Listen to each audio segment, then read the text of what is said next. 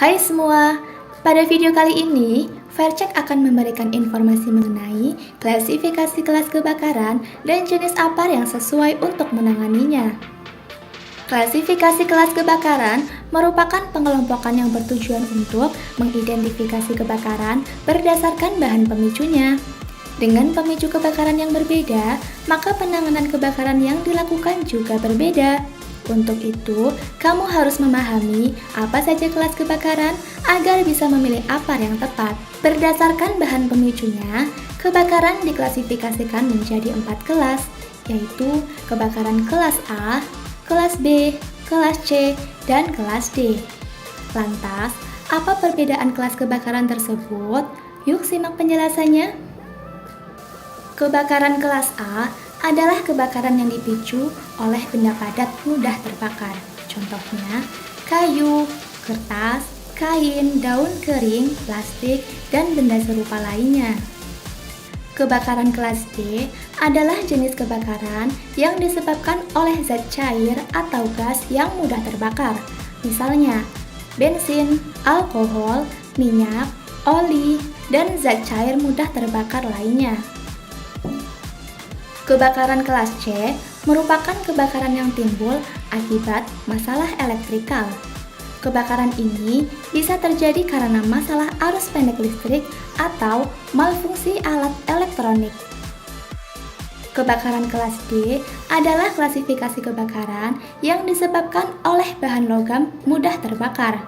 Contohnya, litium, kalium, magnesium, aluminium.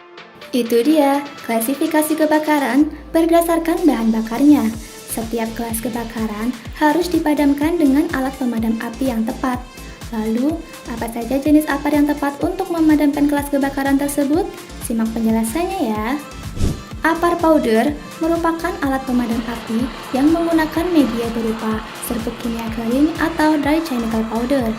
APAR ini sangat serbaguna karena bisa digunakan untuk memadamkan api pada semua kelas kebakaran, yaitu kelas kebakaran A, B, C, dan D. APAR CO2 adalah jenis APAR yang menggunakan media berupa gas karbon dioksida atau gas CO2. APAR ini sangat efektif untuk memadamkan kebakaran kelas B dan kelas C. Media gas CO2 bersifat non-konduktor, sehingga sangat ramah untuk benda elektronik dan benda cair mudah terbakar karena tidak meninggalkan residu pada saat digunakan. APAR foam merupakan APAR dengan media berupa campuran antara air dan surfaktan soda. Jenis media ini bekerja efektif untuk memadamkan kebakaran kelas A dan kelas B dengan cara mendinginkan titik api. Namun, APAR ini tidak boleh digunakan untuk menangani kebakaran kelas C karena mengandung air yang bisa memperparah masalah elektrikal. Nah, itu dia informasi mengenai kelas kebakaran beserta jenis APAR yang bisa memadamkannya. Jika ingin membeli APAR, pastikan kamu memilih APAR yang sesuai dengan kelas kebakaran pada area yang ingin diproteksi. Untuk mendapatkan informasi menarik lainnya, jangan lupa like, komen, dan subscribe channel YouTube kami ya. Sampai jumpa di video selanjutnya.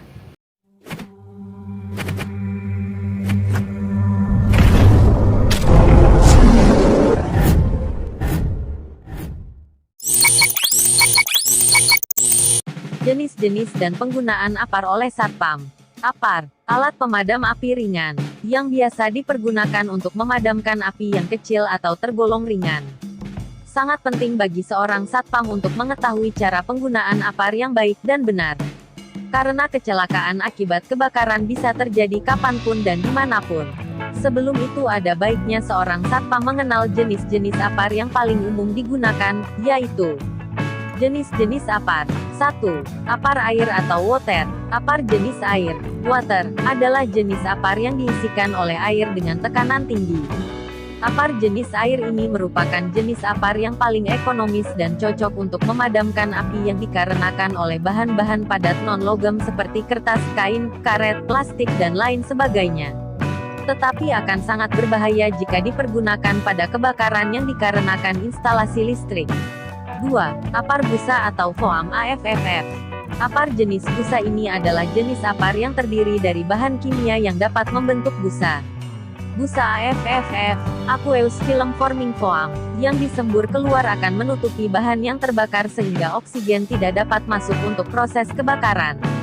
Apar jenis busa AFFF ini efektif untuk memadamkan api yang ditimbulkan oleh bahan-bahan padat non-logam seperti kertas, kain, karet dan lain sebagainya, serta kebakaran yang dikarenakan oleh bahan-bahan cair yang mudah terbakar seperti minyak, alkohol, solvent dan lain sebagainya.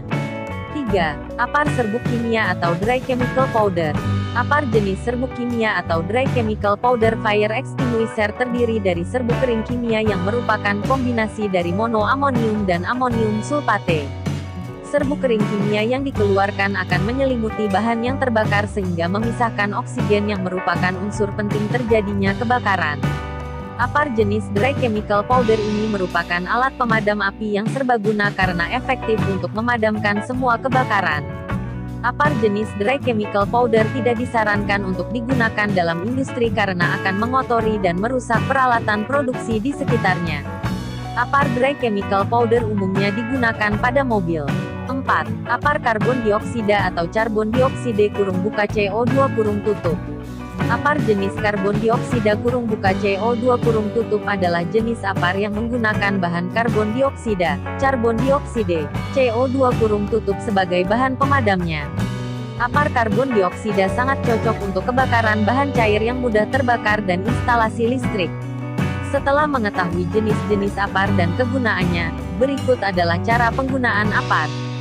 1. Satpam harus bersikap tenang dan jangan panik. 2. Pilih apar yang tepat sesuai klasifikasi jenis kebakaran di tempat yang terdekat.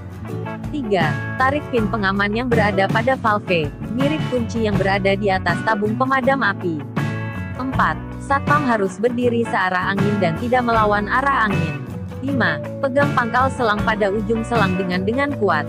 6. Arahkan pangkal selang pada titik api, area kebakaran. 7. Pegang gagang dan tekan lever. 8. Satpam harus melakukan tes fungsi. Jika apar tidak berfungsi baik maka ganti yang lain. 9. Dekati api searah dengan angin, dan berhentilah pada posisi kira-kira 3 meter dari api, harus mengikuti arah angin supaya tidak terjadi pembalikan arah panas maupun semburan dari sumber api, sumber kebakaran. 10. Mulailah tekan lever dan menyemprotkan ke pangkal lidah api. Ingat, pangkal lidah api. Maju perlahan-lahan dan meratakan media pemadam di permukaan sumber api. 11. Segera menghindar bila media habis namun api belum padam. 12. Bila api padam, yakinkan. Kemudian balikkan posisi tabung dan semprotlah ke atas untuk membuang sisa gas pendorong tanpa mengikutkan bubuknya. Bila api padam, yakinkan. Kemudian balikkan posisi tabung dan semprotlah ke atas untuk membuang sisa gas pendorong tanpa mengikutkan bubuk.